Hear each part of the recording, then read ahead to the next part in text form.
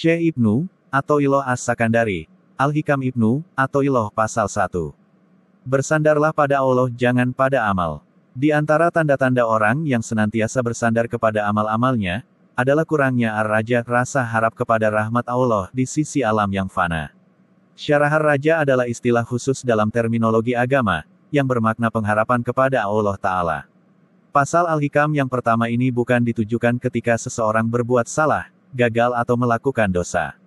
Karena ar-raja lebih menyifati orang-orang yang mengharapkan kedekatan dengan Allah, untuk takarub. Kalimat, wujudi zalal, artinya segala wujud yang akan hancur, alam fana. Menunjukkan seseorang yang hidup di dunia dan masih terikat oleh alam hawa nafsu dan alam syahwat.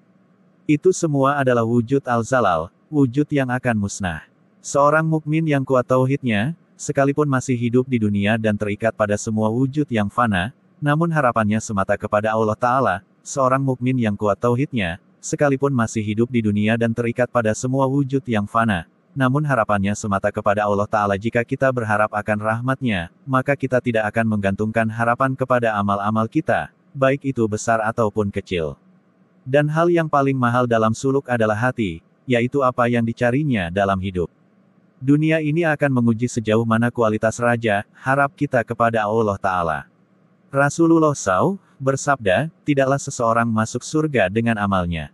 Ditanyakan, sekalipun engkau wahai Rasulullah. Beliau bersabda, sekalipun saya, hanya saja Allah telah memberikan rahmat kepadaku. Hr. Bukhari dan Muslim. Orang yang melakukan amal ibadah itu pasti punya pengharapan kepada Allah, meminta kepada Allah supaya hasil pengharapannya, akan tetapi jangan sampai orang beramal itu bergantung pada amalnya, karena hakikat yang menggerakkan amal ibadah itu Allah. Sehingga apabila terjadi kesalahan, seperti terlanjur melakukan maksiat, atau meninggalkan ibadah rutinnya, ia merasa putus asa dan berkurang pengharapannya kepada Allah, sehingga apabila berkurang pengharapan kepada rahmat Allah, maka amalnya pun akan berkurang dan akhirnya berhenti beramal. Seharusnya dalam beramal itu semua dikehendaki dan dijalankan oleh Allah, sedangkan diri kita hanya sebagai media berlakunya kudrat Allah. Kalimat, la ilaha illallah. Tidak ada Tuhan, berarti tidak ada tempat bersandar, berlindung, berharap kecuali Allah.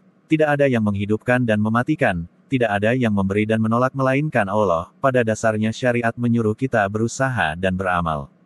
Sedang hakikat syariat melarang kita menyandarkan diri pada amal dan usaha itu, supaya tetap bersandar pada karunia dan rahmat Allah Subhanahu wa Ta'ala. Apabila kita dilarang menyekutukan Allah dengan berhala, batu, kayu, pohon, kuburan, binatang dan manusia, maka janganlah menyekutukan Allah dengan kekuatan diri sendiri, seakan-akan merasa sudah cukup kuat dapat berdiri sendiri tanpa pertolongan Allah, tanpa rahmat, taufik, hidayat dan karunia Allah Subhanahu wa Ta'ala. Bersambung pasal 2.